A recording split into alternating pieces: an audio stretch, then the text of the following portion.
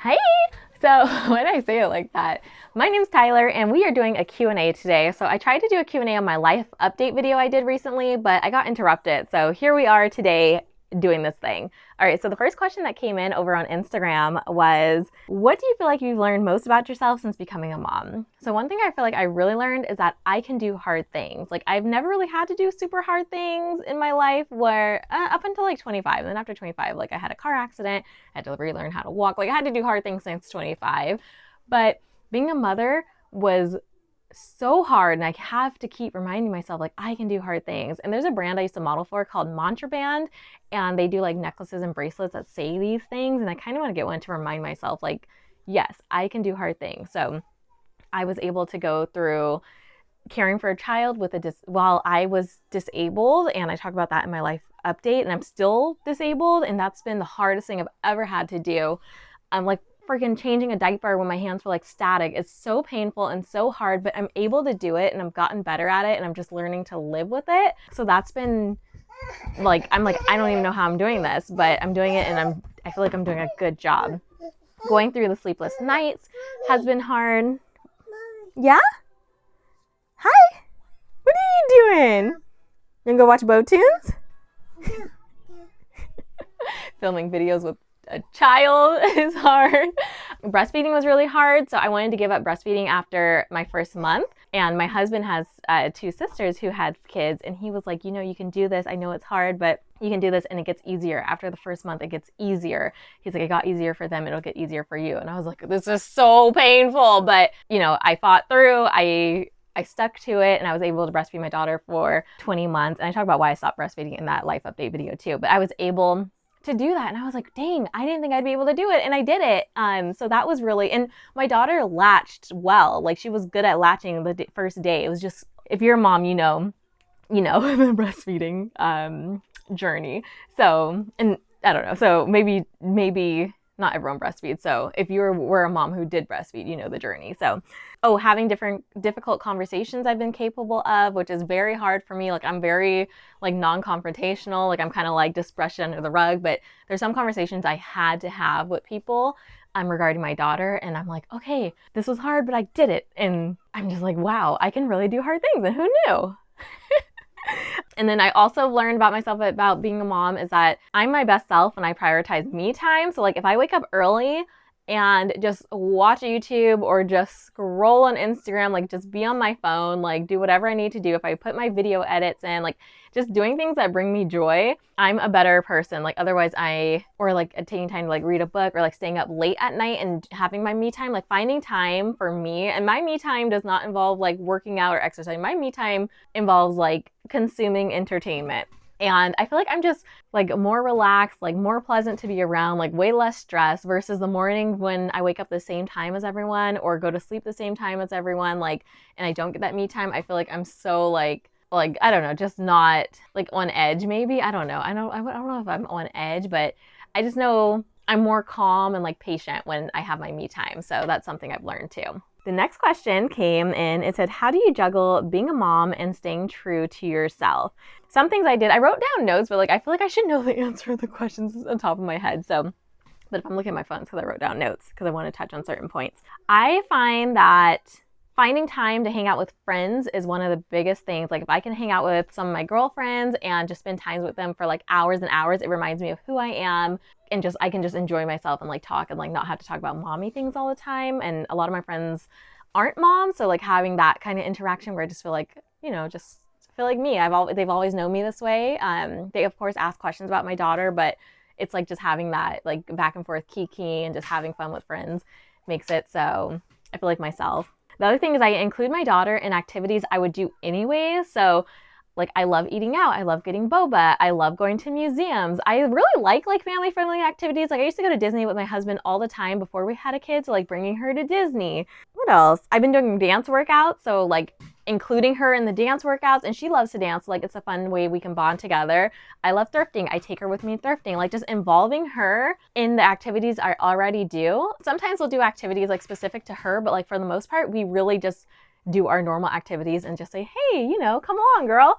And she has so much fun. So I think that is a really good way, like doing what you normally do and just involving your kid and showing your kid, like, you know, these are the things we enjoy, you know, and like seeing them experiencing it is really nice. And then the last thing is like how I said earlier, like that me time, like I stay up late and watch my YouTube. I stay up late and watch my Emily in Paris. Like I find times to watch what I want to watch. And I think that's like the best way to kind of juggle. Like stay true to yourself, whatever you enjoy, find ways to incorporate your kid. And if you can't incorporate your kid, like do the things when your kids sleep.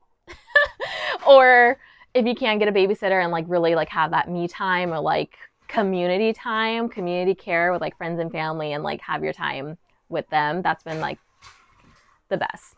Okay, the next question is, how is life after LA fires? Any changes? So during the LA fires, we're like 5 miles away from the fires, but we thankfully were not, like we didn't lose our home. We weren't impacted that way, but the air quality was so bad. I was having even more health issues than I currently am. I was having like new onset symptoms, and they said if you have new onset symptoms, you're supposed to go to the hospital. And the hospital that I am closest to was near an evacuation zone. So I'm just like, oh my gosh, I don't want to go to the hospital and like have to be at the hospital and then maybe the hospital gets evacuated. And so we ended up leaving and evacuating to Vegas for 3 weeks until it rained in LA. And we were like, okay, I think the air quality is going to be a little bit better. So we ended up returning. But that's how I was kind of impacted by the fires. I literally lost vision in one eye.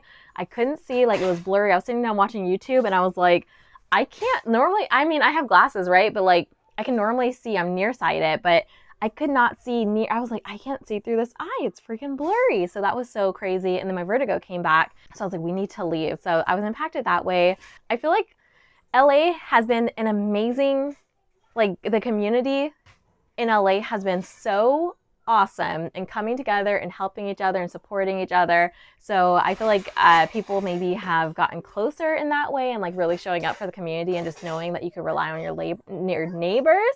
We've just been staying indoors. We've been wearing masks. I try not to go outside because I'm just really scared because there's still, the air quality is better, but they still say there's a lot of toxins in the air, like all these old houses that burnt down. And it's just, I don't know. It's very heavy. I know people personally who have lost their homes and it's just really sad. And it's like kind of a weird, like, how do I show up for people, but like not intrude or like, you know, some people want their space or like they don't want to ask for help. So it's like, how do you help others who need help but don't want to ask for help? So it's just navigating how to be, I guess, a good neighbor to a lot of people who dealt with just a traumatic loss, a devastating loss. I feel like I've been sharing a lot of resources online about the LA fires, but I feel like I'm trying to find how I can personally help people because I can't necessarily volunteer because of my health issues right now.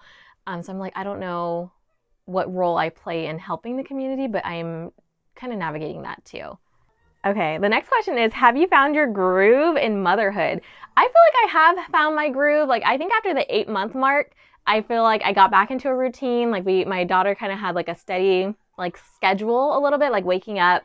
She wasn't sleeping through the night, but like at least I knew what to expect, like what time she was going to wake up through the night. At 20 months, I stopped breastfeeding. And so I feel like I really felt like myself again. I told my husband, I was like, I woke up one day and I was like, I feel like me, like for the first time. He's like, what? And I was like, I just haven't felt like me at all for a long time. And now I feel like me, like even though I'm dealing with these health issues and I don't feel like myself in that regard, I feel like excited to do things. I feel like excited to hang out with people. I feel like I used to really love going out and doing things and like hanging out with people and like discovering new places. And I lost that when I was pregnant and like after giving birth. But now I'm like excited. I'm like, let's go explore.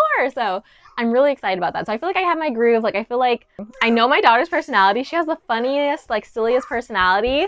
Yeah? What's up? This? What? Can I see it? Look, as I talk about her silliness, she brings me one of these. Look, girl. Look at the... Can I show you guys? Does it work like this? I don't know if that even... Can you see the dog? I think you can. It's upside down. Here you go. So yeah, I feel like I have my groove. And my daughter, we always taught her how to like use sign language, but now she's actually like really talking and she can communicate. And so because she can really communicate with us like what she needs, I feel like we've got this. We're in the groove. It's great. And then the next question is, are you still doing brand collabs? I am doing brand collabs. I feel like I'm doing a lot less collabs, but like in long-term, like a longer term capacity. And so I'm working with less people, but it's like for the whole year, which is really nice. And I feel like I'm working with some brands I'm really excited about. I haven't posted any collabs, I don't think at all this year, but I have one coming up at the end of February, because I think this video will go up in March. I'm so excited about it. I'm going on my first ever brand trip, and that was my dream. I wanted to go on a brand trip.